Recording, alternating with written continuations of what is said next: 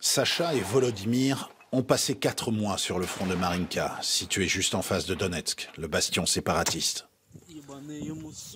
Ils ont résisté aux assauts russes, qui récemment se sont intensifiés.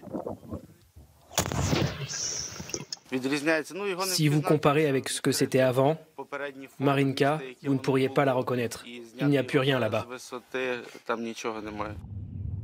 Cette petite ville minière, nous y étions à la veille de la guerre, il y a quasiment 1 an, jour pour jour, sur la ligne de confrontation qui coupe le Donbass en 2. Et voilà à quoi elle ressemble en effet aujourd'hui. Rasée d'un bout à l'autre. Or, si les Russes s'acharnent pour Sacha, c'est aussi parce qu'ici se trouve l'un des poumons économiques de l'Ukraine.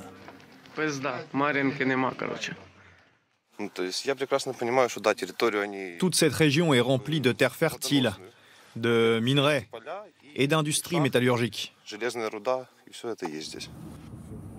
Le Donbass, un bassin houillé qui concentre la plus grande partie de l'industrie minière ukrainienne.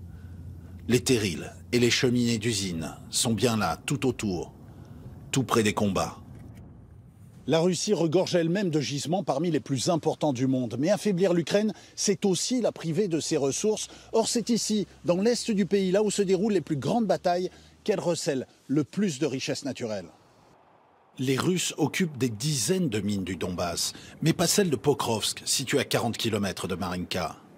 C'est l'un des plus grands sites d'extraction du pays, géré par une société privée appartenant au milliardaire Rinat Akhmetov. Et les effets des bombardements s'y font sentir.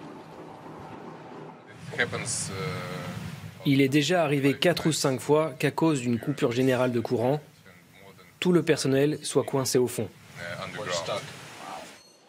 Avec 6 millions de tonnes de charbon par an, la production du site a chuté de 30% depuis le début du conflit. Or, cette manne est essentielle aux industries du bâtiment ou celles des transports, comme pour les rails de chemin de fer, par exemple.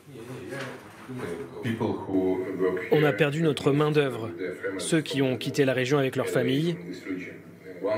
Et puis 1000 de nos employés se sont engagés dans les forces armées.